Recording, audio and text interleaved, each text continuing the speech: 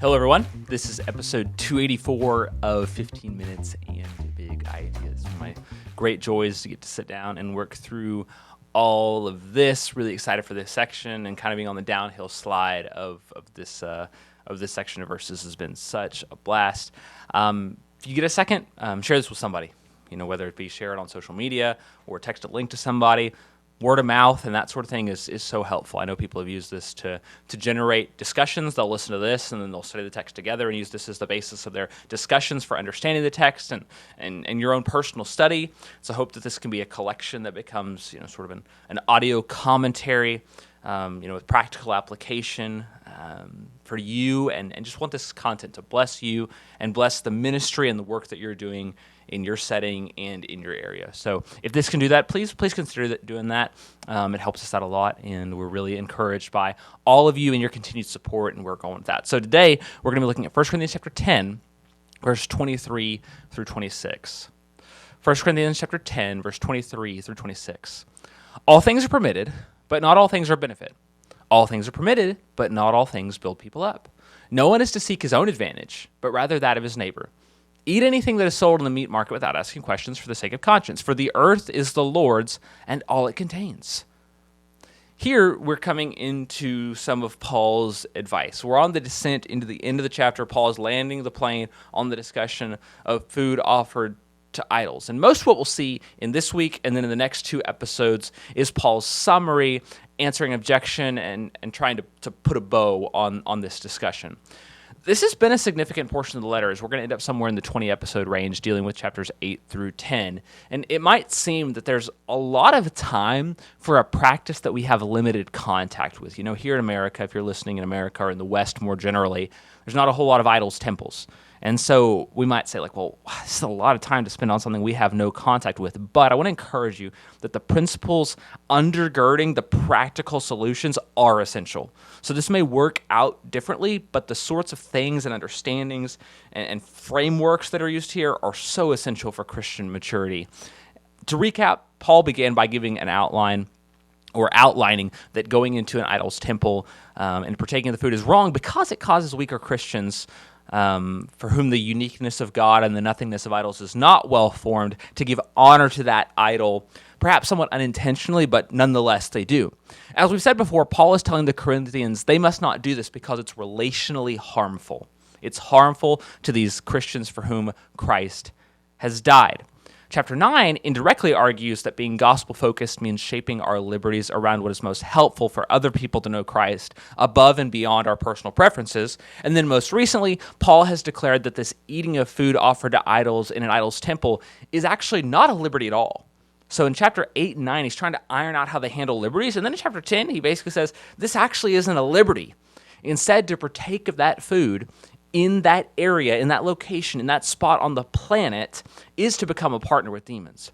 This is done through a recounting of Israel's history, specifically around idolatry and rebellion, establishing the church as the spiritual progeny of the patriarchs, and through an understanding of the spiritual forces behind the curtain at the idol's temple. As we've mentioned, Paul's going to show us today how to navigate some of these unavoidable whatabouts while giving some more big picture principles that inform how we interact with this topic. Today's big idea is seek your neighbor's good. Seek your neighbor's good. Our supporting ideas are going to be, number one, not everything edifies. Number two, right action is multifaceted. And number three, everything belongs to God. Not everything edifies. Right action is multifaceted, and everything belongs to God. So edifies, multifaceted, and everything. Paul begins with a statement that he's made before. All things are permitted, but not all things are a benefit. And this is a direct copy of the statement he made at chapter 6, verse number 12, I believe. And if you recall, I tentatively submitted, and I still lean towards the fact that Paul is quoting a Corinthian mantra that was empowering this libertine, no-rules spirit described in chapter 6 around sexual immorality, as well as the spirit, if you think about it, in chapters 8 through 10. Recall in chapter 6, Paul used this expression, whether quoted or not, all things are permitted, but not all things are benefit, concerning the topic of sexual sin and being joined to a prostitute. Which is interesting because it's likely that much of the prostitution took place in the temple complex. And so this going into an idol's temple and partaking of the food It seems like some may have argued, well, I can just go in there and partake of the food and it's fine, when that's really not actually what's going on. They're going in there and they're participating more broadly in things that are more explicitly, obviously, and they would recognize our sin itself. And so that's likely another reason why Paul is so concerned about this practice and communing with the idolaters, is because it leads to this other practice. That's an interesting connection, and I think that shows that fellowship with prostitutes and fellowship with demons is being justified in and with a similar spirit. As in chapter 6, Paul again quotes the phrase, all things are permitted, but this time he uses a different contrast than what he used in back chapter 6, which I think is more pertinent to the situation at hand. Previously, Paul declared that he wouldn't be brought under the power of any in chapter 6. He says, all things are permitted, but I won't be brought under the power of any. In that case, Paul was arguing that sex with a non-spouse is not allowable, and one of the reasons is because it brings you under the power and influence, and anything that a Christian does so that brings them under the power of a particular thing or a particular vice is something they ought not do. If it brings them under that, they shouldn't do it. This time, though, he declares that all things are permitted, but not all things edify. That is, some things are counterproductive to other people knowing Christ more deeply. There are things I can do that would keep that from happening. There's things I can do that would prevent people from being built up and strengthened in Christ. And by implication, if there's something I'm doing that creates an unnecessary stumble block for someone knowing Christ, I ought not do that thing. I shouldn't do that thing. That's a Christian principle for how we approach decision-making. As we come to our second point, Paul says categorically, no one is to seek his own advantage, but the advantage of his neighbor. To summarize this point, I've called it, right action is multifaceted. And I think that's a good place to chat about this. If you recall, in chapter 6, there was this assertion of freedom to engage in prostitutes. And obviously they were wrong about that freedom. It's more obvious that they're wrong about it. However, part of what Paul is trying to get them to see is that even if they had been right about that freedom in the abstract, engaging with prostitutes would have been wrong in that sex with a non-spouse brings you under its mastery. It's specifically a sin, but it's also wrong because of that other component. God has said this is wrong, and here's one of the reasons is that here in chapter 10, there's this assertion that once again, they have this freedom to eat an idol's temple. And again, Paul categorically notes that it's inappropriate. Just like having sex with a prostitute is just wrong, so is eating an idol's temple. However, even if they'd been right about that in the abstract, there's another component that they've forgotten about. It'd be wrong because it causes confusion about the distinction between the one true God and idols. And in both of these cases, we can show that the discussion of a right action is just deeper than, can I justify it to myself? There's more to it. The level of decision-making and processing that we have to do has to go further than that. Discerning and making judgments about right actions is not a one-dimensional analysis. It's not a one-dimensional analysis. In chapter 6, one of the things I need to consider in saying, should I do this or not do this, is what are the long-term effects of my actions? What are the consequences and the way these things will affect me and control me? That's something else to consider in whether it's obviously right or obviously wrong. In chapter 10, it requires understanding the way my actions affect other people and their thoughts about God. When I consider an action, I've got to go further than, is it wrong? Because if I just say, nope, then I just might do it. But I need to go a step further than that. I need to consider other things and look at other facets. Since we come back to Paul's statement, he says, don't seek your own advantage, but the advantage of your neighbor. I need to love my neighbor over myself. And I must always prioritize that lead to their edification over my own personal enjoyment. For our final point, Paul gives some counsel on what we've called some of these whatabouts that we've mentioned. And whatabouts can either be genuine or they can be, disingenuous. It can depend, but a lot of times our actions don't matter because we can't read people's hearts on what they're trying to do most of the time. He says, eat anything that's in the meat market. Don't ask questions about conscience, or don't ask questions because of conscience, because the earth is the Lord's and all it contains. And to me, this is one of the most fascinating discussions, principles, and distinctions, whatever you want to call it here. So let's give us a little context here.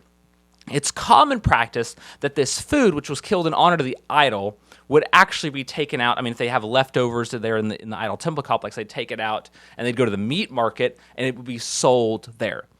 And we might ask, what should a person do? What lengths should a person go to in order to avoid eating the meat offered to an idol? It's like, okay, you can't go into the idol's temple and you can't eat that food. So maybe the food is the problem. And Paul wants to make really clear, the food is not the problem. In this text, the food is not the issue. The location is the issue. It's not the food that's the issue. It's the location that is the issue. If we recall, chapter 8, verse 1, he begins by addressing this food offered to idols. So what's a person to do where there's a statistically likely or at least realistic incident when they might run into this sort of food? Well, we might say they shouldn't eat it, given what Paul has said. However, Paul says because of conscience, which next week we'll find out is the conscience of others and not our own, don't ask questions, just eat it. We can do this because all food belongs to God. We can do that because all food belongs to God. So our instinct might be, well, you just shouldn't eat the food. But as we said, the issue is not the food. The issue is the location. Recall in verse 19, Paul said that food offered to idols is not of any more significance than the idol itself. Idols are of no significance. The food is of no significance.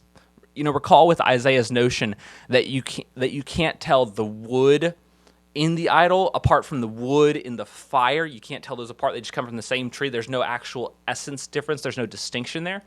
In the same way, that's Isaiah, I believe, 44. I'd have to check my notes, but I believe that's right. You go listen to the last episode. You'll hear that. In the same way, if you put your spiritual glasses on, there's no discernible distinction between the food that's been offered to the idol or not.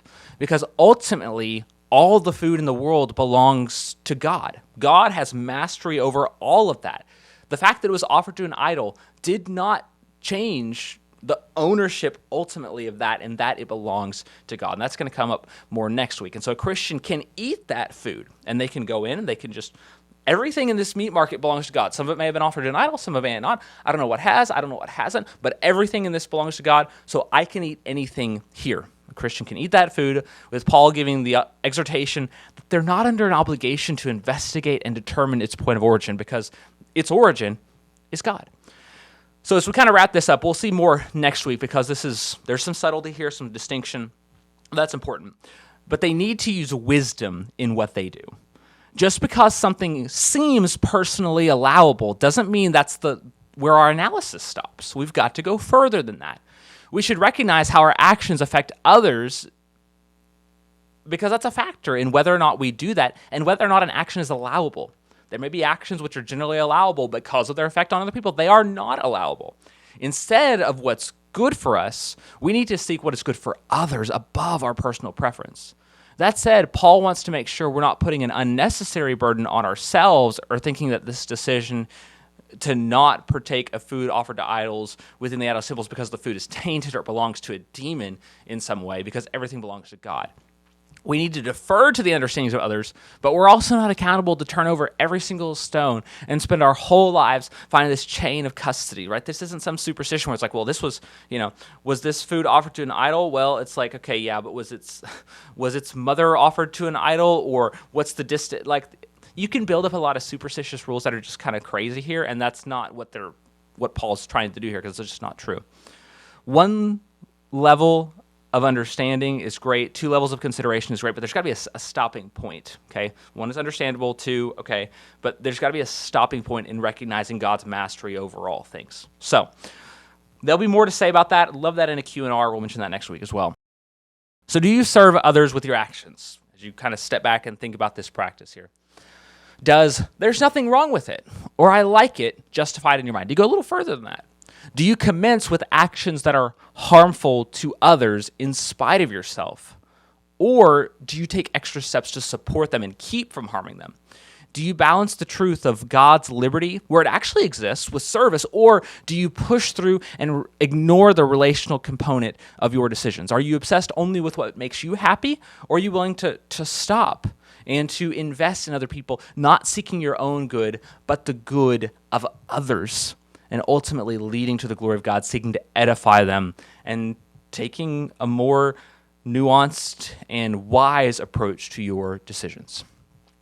Thanks so much for joining us today here at 15 Minutes in a Big Idea. Today's big idea: seek your neighbor's